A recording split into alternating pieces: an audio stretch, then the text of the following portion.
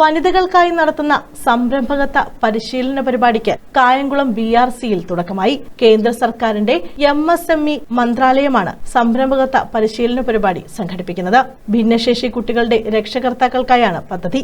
ഇതിന്റെ ഭാഗമായി 30 വനിതകൾക്ക് തുണി, പേപ്പർ ബാഗ് നിർമ്മാണത്തിൽ പരിശീലനം നൽകും. പദ്ധതി നിർവഹണ ഏജൻസിയായ ഗ്രാമസേവാ ഭവൻ ചെയർമാൻ തിരുപുറം ഗോപൻ പരിപാടി ഉദ്ഘാടനം ചെയ്തു. നിങ്ങൾ സമൂഹത്തിൽ വല്ലാതെ ഒരു ചലച്ച് ഏറ്റെടുത്ത് നിൽക്കുന്നവരാണ്.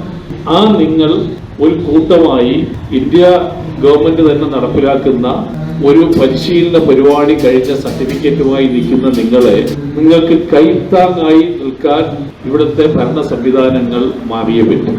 ജോലി ടീച്ചർ ഉൾപ്പെടെയുള്ളവരുടെ ഇതിന് ശേഷമുള്ള ഇടപെടലുകളും അത്യാവശ്യം നിങ്ങൾ ഇന്ന് മനസ്സിൽ ഉദ്ദേശിക്കുന്നതിനേക്കാൾ നല്ല രീതിയിൽ ചില നല്ല സംരംഭങ്ങൾക്കുള്ള ഒരു തുടക്കമായി ഈ പരിശീലന പരിപാടി ഉണ്ടാകും. BPC Julie S. ബിനു സ്വാഗതം പറഞ്ഞു. BRC trainer J. ഗായത്രി അധ്യക്ഷത വഹിച്ചു. BRC staff secretary V. Anil boss നന്ദി പറഞ്ഞു. മഹേശ്വരി ക്ലാസ് നയിച്ചു. 45 ദിവസമാണ് കോഴ്സിന്റെ കാലാവധി.